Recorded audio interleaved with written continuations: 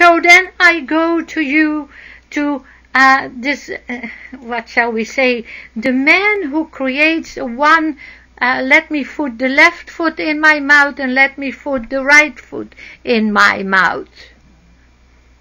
Because this man, he, of course, and you know, you should go out there and investigate. Who makes the money on all these dumb, stupid light bulbs that are out there full of mercury? When they drop on the ground, your house is full of poison.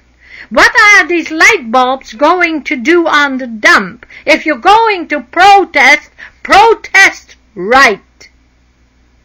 Don't protest for something you do not have a clue of. What is going to happen? Yes, their agenda is to kill off massive amounts of the world population. Massive amounts, because greed has no bounds. Simple as that.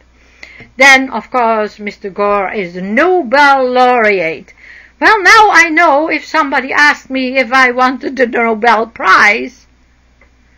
I said, no, not really. I wouldn't want that Nobel Prize.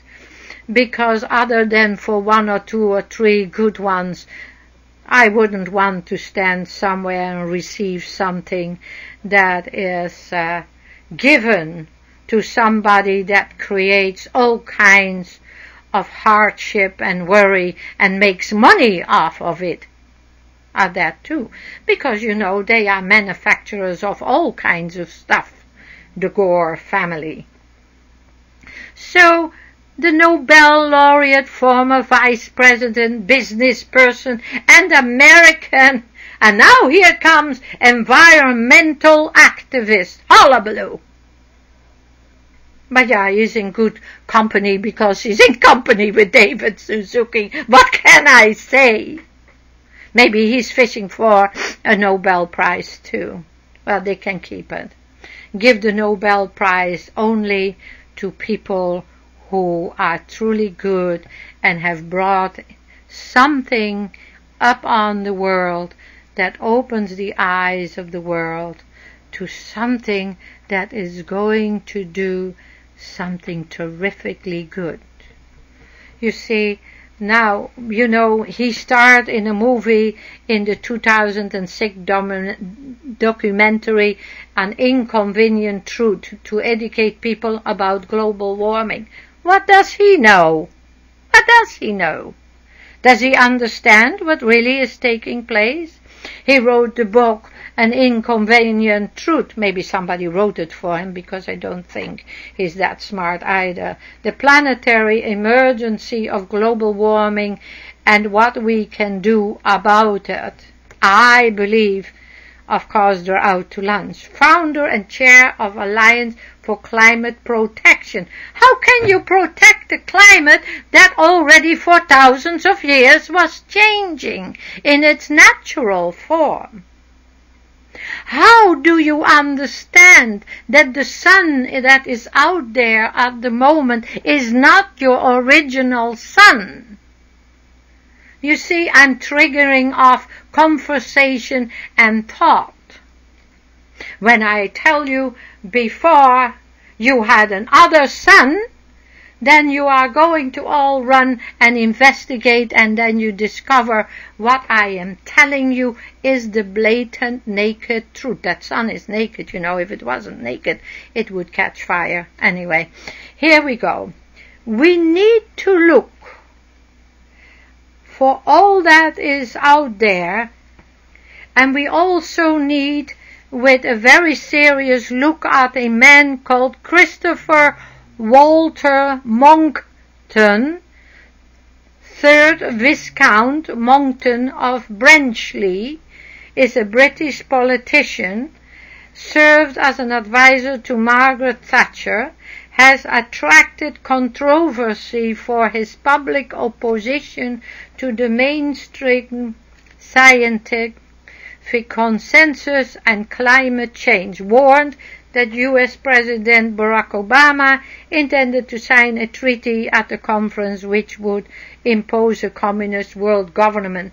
Now, you know, when he said that, I started to smile, because I thought that could be a major key for having all these people line up, like during World War II Hitler did, because the Hitler Jugend, you know, these who had never through age and time and education learned to reason, you know, from 12 years of on, they were marching on the street and they thought, ah, Hitler was the best next to cottage cheese. In those days, cottage cheese was a prized possession. But anyway, we look at it, and we must come to the realization that maybe it is not Obama that is in charge. So many people say, but you said it was good to have Obama. Of course I said it was good to have Obama because it opened the door for Mexican, Jewish, African Americans, African people, Haitians, it doesn't matter where they came from, because it would break down the horrific barrier, that white-only thing. At the same time, we need to say that we need people of intelligence upon this planet to stop the horrific condition that's out there. When I said in 1996 to prepare for a horrible downturn and downfall of the economy, I was laughed at, I was belittled, you name it, and they did it. Where are they now? Oh yes, of course. And then the New Agers. The New Agers who all proclaimed, he knew it well because the Mayan calendar tells it. Now, I have food for thought here. The Roman Catholic Church changed your counting, your whole calendar. Have you ever thought about that?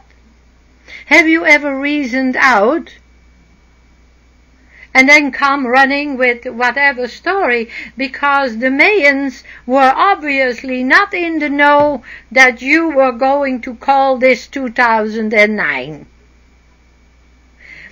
But the planet has been shifting already.